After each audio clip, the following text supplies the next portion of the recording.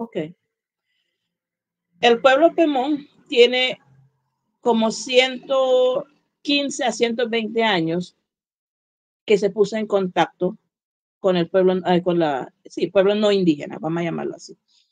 El contacto fue por la minería, ¿ves? 115, 120 años, no es mucho tiempo, no es mucho tiempo. Sin embargo, las primeras personas, unos alemanes que pasaron por nuestro territorio, ellos se quedaron muy impresionados con la forma como el pueblo Pemón era organizado. Pues. Era organizado, caminaba todo esto, Brasil, toda la parte de Río Branco, más allá, toda la parte de Guyana, que es el Rupununi, que es Tacatú, toda esa parte hay que conocer bien esa parte del territorio. Claro, se dice después que hubo una guerra y sí fue verdad, porque hay personas, tuve la oportunidad de vivir en Rupununi, que es una parte de Guyana, que a nosotros nos dijeron, no digan que son Pemón, Arecuna o Taurepán, porque aquí no les gusta porque ellos fueron que pelearon una guerra y ahí. Ok, mi bisabuelo, lado de mi mamá, bisabuelo, fue un bebé Makushi robado durante esa guerra. Ellos mataban a los hombres, mataron no todas las mujeres, porque robaban eran las mujeres y los niños en esas guerras. Tanto ellos llevaban a nosotros y nosotros también traíamos. Entonces, mi bisabuelo era un bebé que trajeron de esa guerra. Imagínate nuestra mezcla. Toda esa historia lo sé yo, porque yo la investigué. Y hay personas que dan fe de eso. Dan fe de eso. Entonces, el pueblo Pemón tiene esa historia. El pueblo Pemón es conocido desde 1783 por ahí, cuando realmente estuvimos por allá, por todo Puerto Ordaz, el río Caroní llega a Puerto Ordaz, San Félix, toda esa gran ciudad que tenemos por allá. Y ellos atacaban los bases españoles. O sea, el pueblo siempre fue muy defensor y muy agresivo al defender su territorio. Entonces viene ahora, porque yo siempre preguntaba, ¿por qué estamos en un lugar tan alto? Porque hay una parte cuando vas bajando de la sabana, estamos arriba, la sabana bajando, hay una parte que casi era inaccesible. Y me dicen los abuelos que subían en cuerdas para subir acá. Y yo decía, pero ¿por qué? ¿Cómo quedamos arriba? ¿Cómo quedamos aquí? Pero realmente fue este lado venezolano de la costa para acá, era huyendo a los españoles. Toda esa parte. Y este lado de Brasil para acá, era la guerra entre pueblos. Era la guerra entre pueblos. ¿Qué quiero decir con eso? Cuento eso porque hoy en día el pueblo Pemón somos una aproximada 25 a 30,000. Todavía hay que hacer un censo bien actualizado de cuántos somos, pero somos entre 25 a 30,000 indígenas Pemón y tenemos mucha influencia católica y adventista. Lo adventista es una historia que es mucho más cultural que, o sea, el ingreso del adventismo tiene un efecto mucho más cultural que religiosa. Un abuelo que vivía por Roraima hace mucho tiempo soñaba y un ángel, yo estoy dando términos españoles ahorita, un ángel, en ese tiempo era una luz para él, una luz le hablaba. Mira que va a venir una persona blanca con un libro negro. Pero antes de decirle eso, le decía, mira, tiene que ser más limpio, debes limpiar tu patio, no puedes comer este tipo de animales, porque estos animales son los que limpian el patio. Por ejemplo, los cochinos. Los cochinos son lo que decimos scavengers, lo que limpian. Los peces, los bagres, son los que limpian el río. Los cucarachas no se comen porque limpian. Entonces, él explicaba, esa luz explicaba a este abuelo que algunos animales que debió dejar de comer por su salud. Y tenía que comer ciertos animales, no podía comer este animal, no podía comer esto. Según nuestra historia, él tenía 7 esposas, 7 mujeres, y esta luz, este ángel le dijo, no puede seguir teniendo 7 mujeres, tiene que vivir con una sola. Entonces, él dejó los 6 y quedó con una sola. Tienes que adorar al que creó el mundo. Ellos en ese momento decían Pia. Aquí decimos a Dios Pia. Pia significa Pia, el creador. Alguien mucho más grande que nosotros. Alguien mucho más grande del universo. Tiene que adorar a él cierto día. Mira, no sabían si era sábado, si era domingo, si era lunes. No sabían. Pero había un día de los 7 días de la semana que ellos cantaban, oraban, su forma indígena, pero él lo hacía. Todo era limpio. Para ese día todo tenía que estar limpio. Tenían que limpiar el patio, tenían que lavar la casa, todo. Imagina todo eso. Eso fue mucho antes de conocer ningún no indígena. Muere el abuelo, y su hijo asume el líder, ser líder de la comunidad. Durante el tiempo de ese hijo, que se llama Jeremías, Jeremías creo que se llamaba. Llega un misionero adventista, pero sube por los lados de Guyana, sube por todo el río y llega a Roraima. Llega un hombre blanco con una Biblia negra. Y eso lo vio, y como esa historia venía, claro, lo aceptaron, pero entre esa aceptación, fíjate, aceptaron, pero también tenían desconfianza. Hay 2 versiones, porque ese señor era un misionero adventista norteamericano, O.E. Davis se llamaba, que llegó y él se impresionó de lo limpio que eran estos indígenas, de todo lo que sabían. Era como un conocimiento, claro, era un conocimiento ancestral, yo digo, porque nosotros también podemos ser limpios, no es eso, cada quien tiene su forma de ser y su higiene es diferente. Algunos se bañan 3 veces, otros se bañan 1 vez. O sea, lo que quiero decir, entonces son convivencias ancestrales, claro, pero este tipo venía tal vez con un concepto y encontró un pueblo totalmente limpio, que tenía todo organizado, las casas así, la casa del cacique en el medio, las calles, o sea, hasta calles, pero rústico, pero calle. Algo jamás visto. Entonces, a este misionero hay 2 versiones. Según que murió de paludismo, de malaria, él falleció. No duró mucho, no duró ni siquiera el mes. Falleció de paludismo. La segunda versión dice que a él lo envenenaron. Lo envenenaron con yuca amarga. Se lo envenenaron. Entonces, eso fue el comienzo de la parte adventista. Después de eso, se mudaron, la gente se mudó mucho y de ahí, yo me acuerdo en Guyana, porque yo nací en Guyana, mi papá fue el primer pastor indígena de la iglesia adventista, pero una persona académicamente preparada. Él estudió teología en una universidad, su licenciatura en teología. Después sacó un máster, una maestría en religión en una universidad en Estados Unidos. Entonces papá era muy preparado en esa parte. Y cuando él se graduó en Guyana, yo me acuerdo, salimos en la prensa, mi papá, la familia, claro, yo era muy pequeña en ese momento, que ser el primer, y fíjate el nombre que nos dieron, los Davis Indians. Nos pusieron el nombre, o sea, de este americano. los Davis Indians. El primer pastor indígena de los Davis Indians. Boom. Periódico, entrevista, en ese momento a mi papá.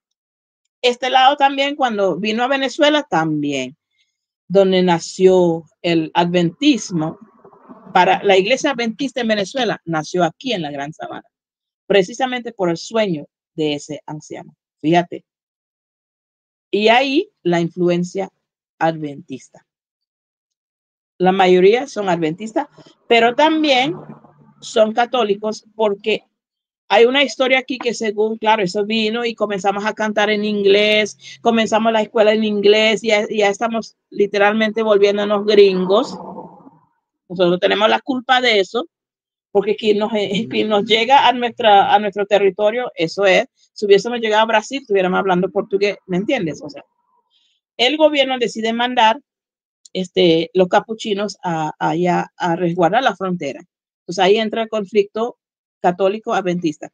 Pero yo no lo veo como conflicto, sino yo veo como a nivel mundial siempre ha sido, en todas partes, siempre han mandado a los religiosos a, ¿cómo se llama? A cristianizar a las personas, a educar a las personas. Yo digo para integrarlo al sistema globalizado del mundo. Yo lo veo así. Esto no es solamente con los indígenas, siempre manda. Entonces lo mismo pasó con nosotros. ¿Ves? Entonces ahí realmente el pueblo indígena, ahí comenzaron los maltratos en las escuelas. Por cierto, mi comunidad, tengo un grupo audiovisual que está haciendo una película. Es la segunda película que van a sacar sobre la influencia adventista y lo católico en cuanto a la creación de Maura. Y ahí entra Maura, porque Maura fue uno de los primeros lugares que cuando llegaron los católicos no podían ya adorar a Dios el día sábado, no podían hacer esto, no podían hablar el pemón, los pegaban. Entonces huyeron, fueron de donde estaban, huyeron. Y entonces ahí donde se encontró a Maura. Maura se formó ahí, a raíz de esa crisis, de esa persecución que llamamos. Entonces, tiene mucha historia eso. Y entre todo esto, uno de los fundadores de Maura fue entrenado por el ejército brasilero. Fíjense la influencia que tenemos. Uno de los fundadores de Maura, de apellido Rodríguez, fue entrenado, fue adoptado literalmente, entrenado, guiado en todos los aspectos por un militar brasilero. Entonces, él iba a Brasil, venía. Claro, nosotros no lo veíamos que íbamos para Brasil, porque todo era nuestro territorio. Caminaban para allá, no sabíamos que estaba en Guyana. Caminaban para acá, no sabíamos que estaba en Brasil. Y estamos aquí en nuestro territorio. Pero realmente toda esa parte, fíjate, la influencia católica, la influencia adventista norteamericana, la influencia brasilera, fue que formó el pueblo pemón. Yo digo de manera general. Por eso hoy en día, más que verlo, nosotros hemos aprendido a abrazar esa realidad. Hay un libro que escribió un intelectual, creo que es británico. No me acuerdo cómo se llama, pero el libro se llama Order Without Government, Orden sin Gobierno. Eso lo escribió sobre el pueblo pemón. Ese libro existe, después yo consigo el nombre del autor, donde escribe, claro, ahí hace críticas también muy válidas, porque yo aprendí hace mucho tiempo de leer todo lo que dijeron sobre nosotros. Es bueno eso también, leer todo. Dijeron, ajá, ¿por qué dijeron esto? Yo soy la indígena, ¿por qué lo dijeron? Ah, porque esto, están equivocadas en esta parte, porque yo soy así por esto, por esto, por esto. Entonces, ese libro nos llama mucho la atención y hago muchas referencias a ese libro, porque no convivimos sin gobierno, no teníamos gobierno, pero éramos muy organizados, la convivencia era viajamos para Camarata venía para acá, íbamos para Brasil.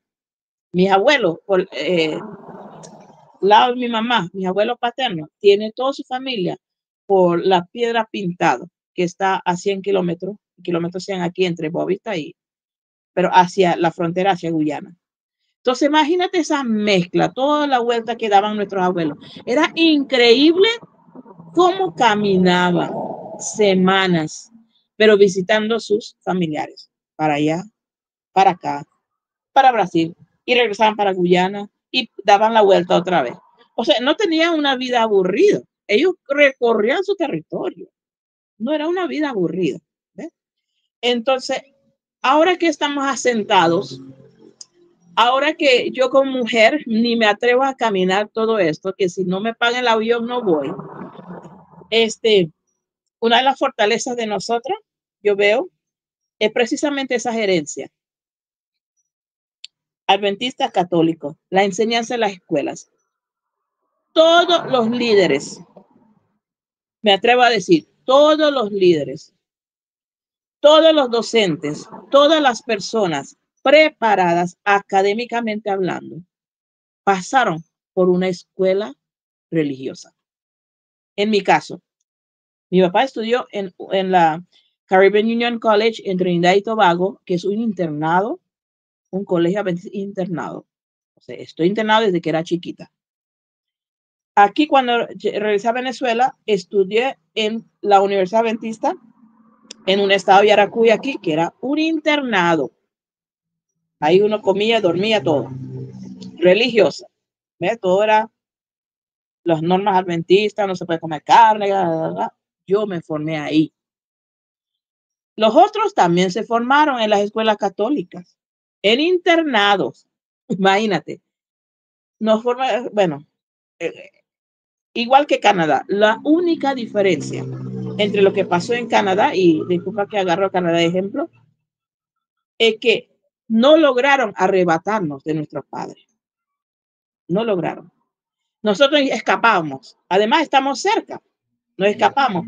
Nos escapamos, nos enfrentamos, peleamos, ¿me entiendes? Sí, a nuestros abuelos lo mataron. A unos 3 abuelos. Este abuelo que fue entrenado por Brasil, a él lo mataron.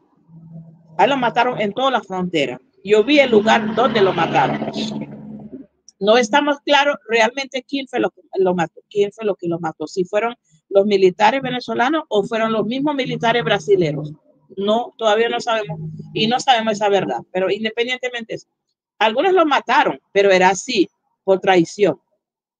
Pero a nosotros los jóvenes, digo yo los jóvenes, porque yo no estaba aquí, yo estaba en otro internado en ese momento, pero la historia que yo escucho de las personas que estudiaban en esas internados, ellos se escapaban, se enfrentaban, salían por el, por el, ¿cómo se llama?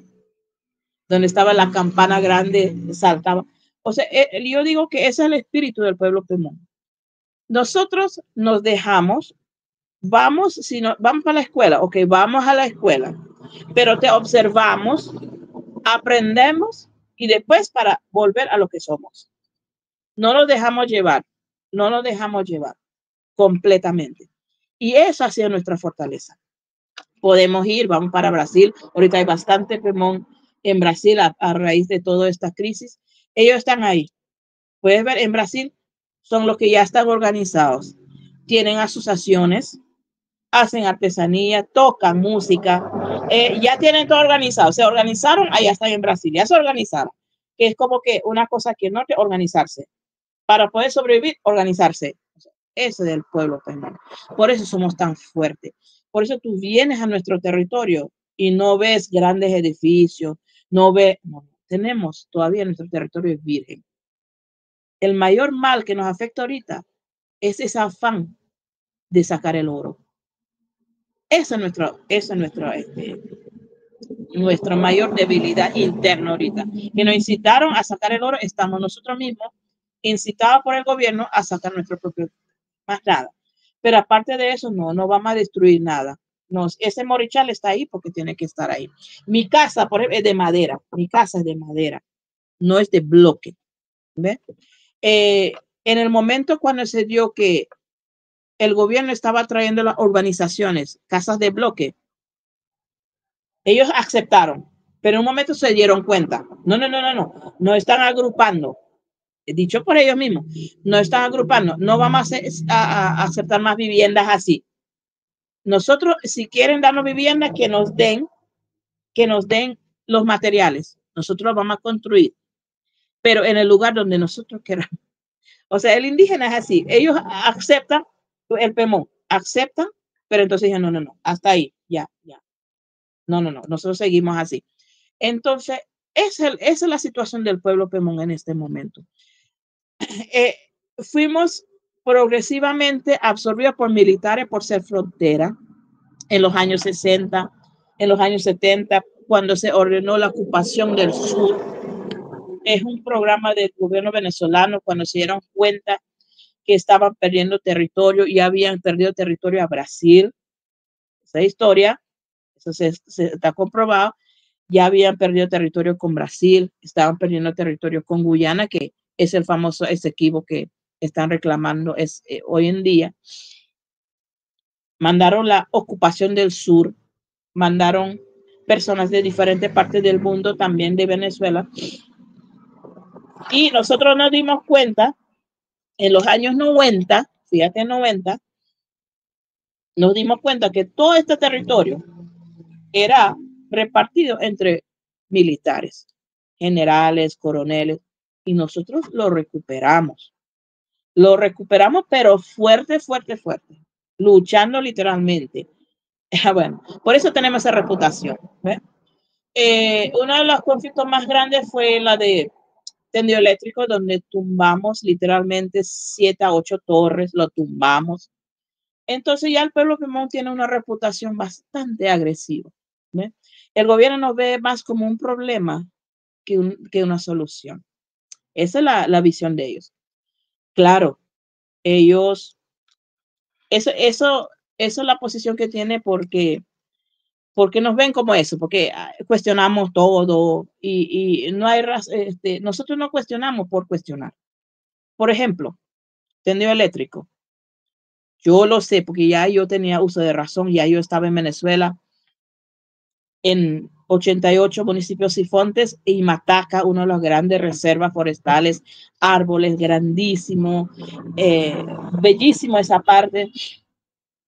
Y nosotros ahí, mis tíos, no podían tumbar conuco. Varias veces llevaron a mis tíos presos, les quitaron la motosierra porque estaban tomando conuco. Cuando yo regreso de la universidad, desde Tumeremo, que es un pueblo que queda a 5 horas de aquí, yo veo que están tumbando la selva. Yo veo que están tumbando yo ya va, ¿qué está pasando aquí? Si nosotros no podemos, si nosotros, yo siempre dije eso, si nosotros que somos indígenas y yo no puedo tumbar un árbol siendo yo de aquí, ¿qué derecho tienen los demás? Estoy ya afincándome en algo, vamos a llamarlo territorial. Si yo soy de aquí no puedo hacer eso, me llevan preso. ¿Quién le da derecho a los demás a hacer eso? ¿Quién lo está haciendo? Ahí comenzó el conflicto. Cuando llegué cuestioné quién, por qué, quién está y por qué ustedes están callados y están tumbando la selva completa. Estaban ya construyendo el tendido eléctrico. Entonces, y el conflicto fue fuerte, murieron personas, ¿ves? El conflicto enfrentamos al ejército, a la Guardia Nacional, a todas las fuerzas, lograron dividirnos, optando los líderes, bueno, toda la historia que sabemos. Pero, el pueblo PEMON aprendió de eso. Los mismos líderes dicen, bueno, el gobierno ha hecho de todo para dividirnos. Algunos de esos estamos desplazados, algunos quedamos enemigos de por vida, algunos murieron, pero ya aprendimos que eso es el juego del gobierno. Así que, ¿cómo vamos a enfrentarlos ahorita? Gracias a esa experiencia, más o menos, digo más o menos porque todavía hay cosas que hay que amarrar. ¿Por qué? Porque lo que nos está afectando ahorita es la necesidad. Digo yo la necesidad. Ese afán de ser rico. Yo quiero plata, yo quiero oro, yo quiero tener un carro último modelo, porque no todos los indígenas quieren eso. Son muy pocas personas que quieren eso, entonces afecta a la colectividad. Entonces, el gobierno está utilizando eso contra nosotros. Hoy en día, el pueblo PEMON está enfrentado, ayer tuvieron una reunión porque viene la reforma constitucional. Ojo, Venezuela es uno de los países con mayor avance en materia indígena. ¿Ve? Hay un reconocimiento en la Constitución, estamos en el preámbulo de la Constitución, el reconocimiento de los pueblos indígenas, que para nosotros ha sido suficiente. Y aparte de eso, tenemos la ley orgánica, donde nos dice, se reconoce, en la Constitución se reconocerá y ya no se reconoce. O sea, ya formamos parte, estamos reconocidos como pueblos indígenas de Venezuela. Para nosotros, eso, oye, una maravilla. Porque sabemos que ninguna nación, Estado, cuando dice se te reconoce, ok, te reconoce, pero hasta aquí. No puedes caminar aquí, no puedes vestirte así, no puedes, ¿me entiendes? Pero es un reconocimiento según nuestro uso y costumbre, podemos hacer todo según nuestro uso y costumbre. Es un resumen que yo doy, es un artículo que me encanta, el artículo 5 de la Ley Orgánica de Pueblos y Comunidades Indígenas, donde dice que nosotros tenemos el derecho de manejar todas nuestras instituciones, de integrarnos a los planes según nuestras costumbres, uso y costumbre. ¿Ve? Entonces, para nosotros eso es maravilloso. El pueblo Pemón abraza eso. El pueblo Pemón, no. No, que vamos a los consejos comunales. Ok, los consejos comunales, pero hasta aquí. No. Gobierno, esto no es así. Gobierno, esto no es así. Si no, vamos a hacer esto.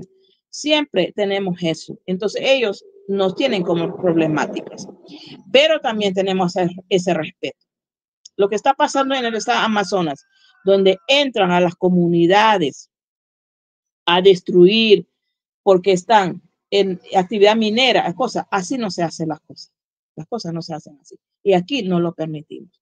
Por eso cada vez que viene a ser territorio Pemón, no, hay que saber cómo hablar, hay que saber cuando vienen los militares para acá. Y yo estoy diciendo, amiga, esto es de 10 años para acá.